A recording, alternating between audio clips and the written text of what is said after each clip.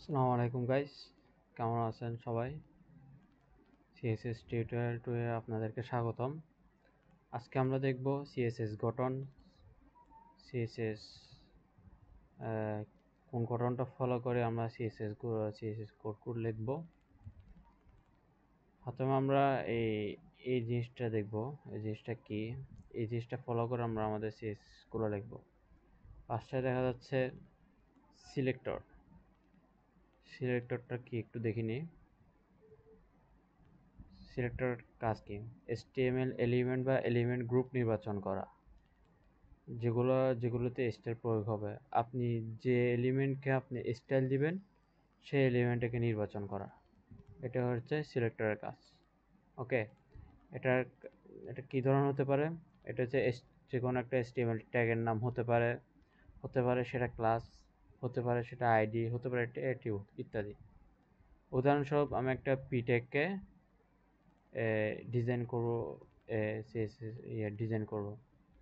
ফার্স্টে আমি ওপি ট্যাগটা প্যারাগ্রাফ নির্বাচন করব, ওপি ট্যাগকে ধরবো, সিলেক্ট করব, এরপর হচ্ছে আমি ডিজাইনটা করব। এখানে ক্লাস দিয়েও বোঝানো হচ্ছে, ডট দিয়ে আমরা ক্লাসটাকে ধরবো, এরপর আমরা সেটাকে ডিজাইন করব। আর যদি আপনার আইডি হয় সেটাকে আমরা হ্যাশ দিয়ে ধরবো, তারপর আইডির যে নামটা দেওয়া হবে সেই নামটা দিব, এরপর আমরা সেটাকে ডিজাইন করব। তারপর হচ্ছে দেখি তারপর কি, তারপর হচ্ছে আমরা দুইটা কার্লি ব্র্যাকেট দিব। কার্লি ব্র্যাকেট দেওয়ার পর আমরা সেখানে এন্টার দিয়ে এরকম একটা ফাঁকা জায়গায় করব। এরপর হচ্ছে প্রপার্টিটা লিখবো। এখন দেখি প্রপার্টিটা কি। প্রপার্টির কাজ কি? নির্বাচিত এলিমেন্ট, আপনি যে এলিমেন্ট নির্বাচন করছেন, সিলেক্ট করছেন, সেই এলিমেন্টকে আপনি কোন বৈশিষ্ট্য পরিবর্তন হবে তা নির্ধারণ করা। উদাহরণস্বরূপ সেটা কালার চেঞ্জ করবেন, আপনি সেটা কালার লিখবেন। এরপর হচ্ছে ফন্ট সাইজ, যদি চেঞ্জ করেন তার ফন্ট সাইজ, এরকম এই জিনিসগুলো বলা হয় প্রপার্টি।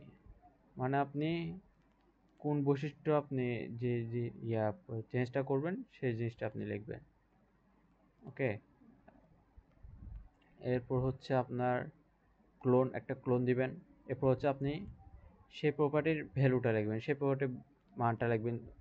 ধরেন আপনি এখানে কালার লিখলেন, এরপর আপনি কি কালার চেঞ্জ করবেন এটা হতে পারে রেড, ব্লু, ব্ল্যাক, হোয়াইট, যেটা হতে পারে সেটা দিবেন, সেটা এখানে লিখবেন, সেটা ভ্যালুর জায়গায় সেটা বসবে। তাহলে আমরা এখন প্র্যাকটিক্যালি দেখি এটা কিভাবে গঠনটা ফলো করে আমরা সিএসএস গুলা লিখতে পারি।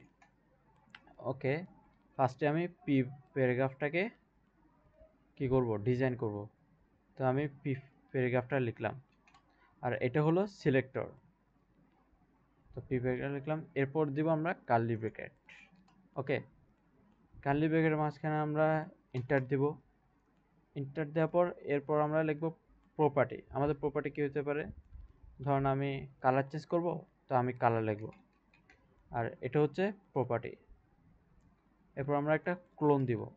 এরপর হচ্ছে এই কালার একটা মান দিব, আমি কি কালার চেঞ্জ করব, হতে পারে রেড, কি কালার দিব সেটা হতে পারে রেড, হোয়াইট, ব্ল্যাক। ধরেন আমি একটা রেড দিলাম, এরপর আমরা দিব সেমিক্লোন। ওকে, তো ফার্স্টে আমরা কি করছি, যে জিনিসটাকে এলিমেন্টটাকে নির্বাচন করছি, ধরছি, এরপর আমরা কার্লি ব্র্যাকেট দিছি, এরপর আমরা আমাদের প্রপার্টি রাখছি, এরপর ক্লোন, এরপর হচ্ছে ভ্যালু। ঠিক আছে, এটা হচ্ছে সিলেক্টর, এটা হচ্ছে প্রপার্টি, আর এটা হচ্ছে ভ্যালু। তো এখন আমরা দেখি,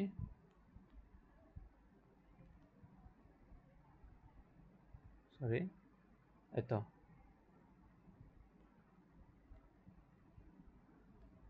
আমরা এখানে দেখছি আমাদের এই পি ট্যাগের যা ছিল এটার ভিতরে সবগুলো রেড হয়ে গেছে। ধরেন আমি এখানে একটা কালার চেঞ্জ করে দিয়ে দেখি আরও বোঝার সুবিধার্থে। ধরেন এটা দিলাম, এই তো চেঞ্জ হয়ে গেছে। তো এইভাবে আমরা সিএসএস গঠনটা ফলো করে আমরা সিএসএস গুলো লিখব। এরপর আমরা দেখি multiply style rules in CSS. একটি সিলেক্টর জন্য একাধিক প্রপার্টি একসাথে নির্ধারণ করা যায়। মানে আপনি একটা পি ট্যাগে শুধু কালার না, আপনি আরও অনেক কিছু চেঞ্জ করবেন, যেমন ফন্ট হতে পারে, যে কোনো কিছু হতে পারে, সেটা আপনি একটা সিলেক্টর ধরেই অনেকগুলো প্রপার্টি দিয়ে আপনি জিনিসগুলো ডিজাইন করতে পারেন। ওখানে হচ্ছে প্রতিটি প্রপার্টির পরে সেমিকোলন দিতে হবে। তাহলে আমরা দেখি, এখন দেখি আমরা আরেকটা নিই। ধরেন আমি এখন ফন্ট সাইজটা চেঞ্জ করব। এই তো আমি এখন প্রপার্টি লিখলাম, এরপর ক্লোন। এখন আমি আমার মানটা দিব। ফন্ট সাইজ কত হতে পারে, ধরুন আমি পিকচার এটা দিলাম। এখন এটা হলো প্রপার্টি, এটার উপর ক্লোন, এটা হচ্ছে ভ্যালু। ঠিক আছে, ভ্যালুর পর আমাদেরকে প্রতিবারে একটা একটা করে সেমিকোলন দিতে হবে, আর যদি আপনি সেমিকোলন না দেন তাহলে এরর আসতে পারে। দেখি এখানে, এই তো দেখছেন। ঠিক আছে, এভাবে আমরা প্রপার্টি নিতে পারি। প্রপার্টি দিয়ে আমরা আমাদের একটা সিলেক্টর বা HTML যেটাই করি না কেন সেটা আমরা অনেকভাবে ডিজাইন করতে পারি, স্টাইল দিতে পারি। তো এই ছিল আমাদের CSS টিউটোরিয়াল 2 এর CSS গঠন, আমরা কিভাবে CSS গঠন করব, কিভাবে লিখব সেটা। ধন্যবাদ CSS টিউটোরিয়াল 2টা দেখার জন্য। পরের ক্লাসে দেখা হবে ইনশাআল্লাহ। আসসালামু আলাইকুম।